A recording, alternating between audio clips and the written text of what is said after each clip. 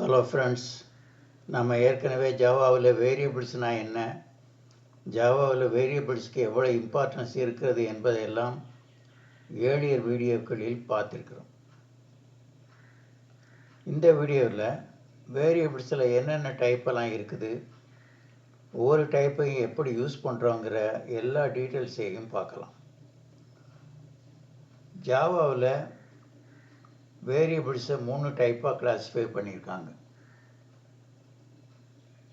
ஒன்று பார்த்தீங்கன்னா instant variable, இன்னொன்று லோக்கல் வேரியபிள், மூன்றாவது பார்த்தீங்கன்னா ஸ்டாட்டிக் வேரியபிள். முதல்ல இன்ஸ்டன்ட் வேரியபிள்னா என்னன்னு பார்க்கலாம். இன்ஸ்டன்ட் வேரியபிள்னா வேரியபிளை கிளாஸுக்குள்ளார டிக்ளேர் பண்ணியிருப்பாங்க, ஆனால் அந்த வேரியபிள் மெயின் மெத்தடுக்கு வெளியில் இருக்கும். இந்த வேரியபிளை ஆக்சஸ் பண்ணணும்னா ஆப்ஜெக்ட் கிரியேட் பண்ணி தான் நம்ம ஆக்சஸ் பண்ண முடியும். இதை ஒரு ப்ரோக்ராம் எழுதி விளக்கலாம். Example: public class instant variable int x equal to 20, public static void main string arguments சொல்லி இங்கே குறிச்சிருக்கோம்.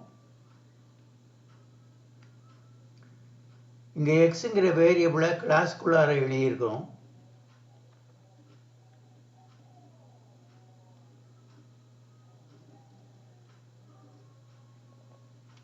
ஆனால் மெயின் மெத்தடுக்கு வெளியே எழுதியிருக்கிறோம்.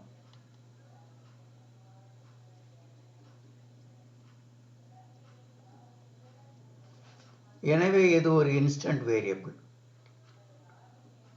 ஃபஸ்ட்டு எக்ஸுங்கிற வேரியபிளை டிக்ளேர் பண்ணி இனிஷியலைஸ் பண்ணியிருக்கோம். அடுத்து வேரியபிளை system.out.println எக்ஸ்ன்னு சொல்லி கொடுத்து பிரிண்ட் பண்ண ட்ரை பண்ணுறோம்.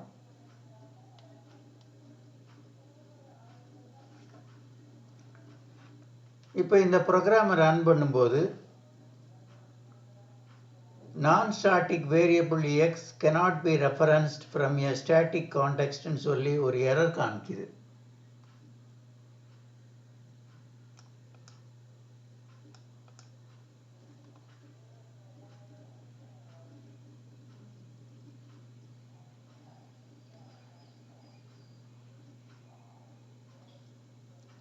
எனவே ஆப்ஜெக்ட் கிரியேட் பண்ணாமல் வேரியபிள் எக்ஸை நம்மளால் ஆக்சஸ் பண்ண முடியலை.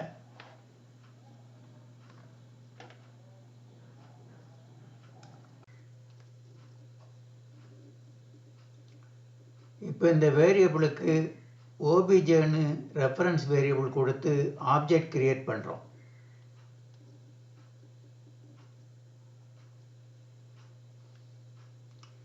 இங்கே ஓபிஜேங்கிறது ரெஃபரன்ஸ் வேரியபிள், அதை வச்சு தான் வேரியபிளை ஆக்சஸ் பண்ண முடியும்.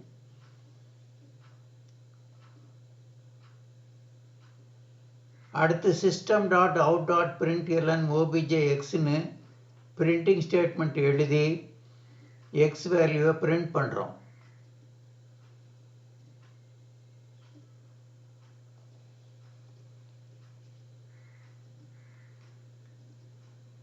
இப்போ இதை ரன் பண்ணும்போது இந்த ப்ரோக்ராம் எக்ஸிக்யூட் ஆகுது.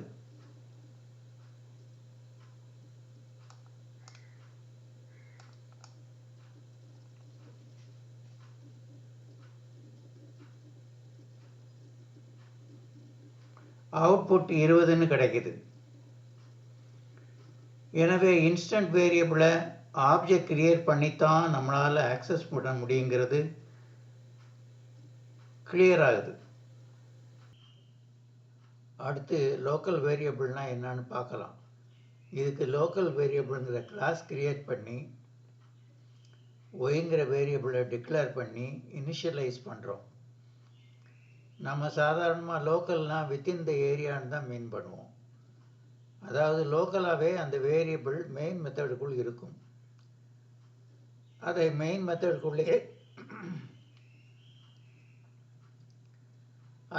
மெத்தடுக்குள்ளேயே கால் பண்ணினா ஒர்க் ஆகும்.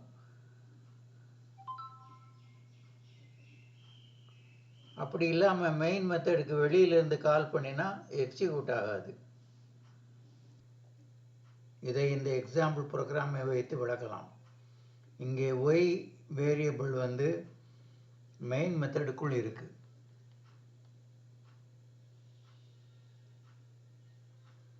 இது ஒரு லோக்கல் வேரியபிள். எனவே system.out.println பிரிண்டிங் ஸ்டேட்மெண்ட்டை வைத்து டைரெக்டாக ஆக்சஸ் பண்ணலாம். இப்போ இந்த ப்ரோக்ராமை ரன் பண்ணவுடன்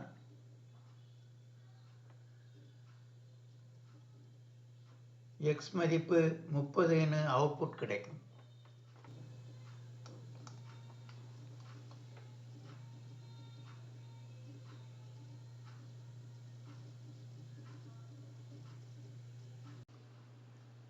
கடைசியாக வருவது ஸ்டாட்டிக் வேரியபிள். இதை குறிக்க ஸ்டாட்டிக்ங்கிற கீவேர்டை யூஸ் பண்ணணும். இது கிளாஸுக்குள்ளார அதே நேரம் மெயின் மெத்தடுக்கு வெளியில் இருக்கும்.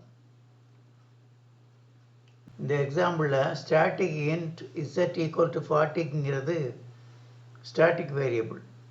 அதாவது ப்ரோக்ராமில் இசட்டுங்கிற வேரியபிளை ஸ்டாட்டிக் கீவேர்டு கொடுத்து இனிஷியலைஸ் பண்ணியிருக்கோம். இது ஒரு ஸ்டாட்டிக் வேரியபிளாக இருக்கிறதால வேரியபிள் இசட்டினுடைய வேல்யூவை டைரெக்டாக ஆக்சஸ் பண்ணலாம். ஆப்ஜெக்ட் கிரியேட் பண்ண வேண்டிய அவசியம் இல்லை. இதை அடுத்து ஒரு எக்ஸாம்பிள் ப்ரோக்ராமை வச்சு விளக்கலாம்.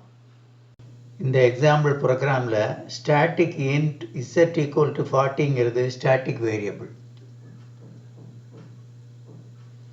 அதாவது ப்ரோக்ராமில் இசட்டுங்கிற வேரியபிளை ஸ்டாட்டிக் கீவேர்டு கொடுத்து இனிஷியலைஸ் பண்ணியிருக்கிறோம்.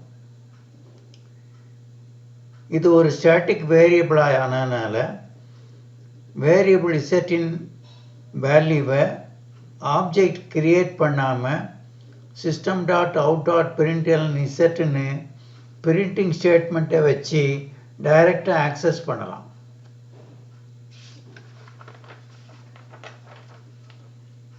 இப்போ ப்ரோக்ராமை ரன் பண்ணினா இசட்டின் வேல்யூ 40ன்னு அவுட்புட் கிடைக்கும்.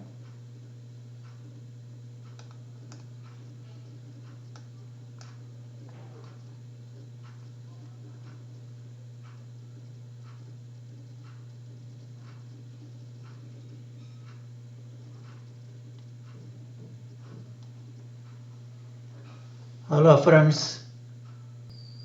டைப்ஸ் ஆஃப் வேரியபிளை டீட்டெயில்டாக சிம்பிள் எக்ஸாம்பிளை வச்சு டிஸ்கஸ் பண்ணியிருக்கோம்.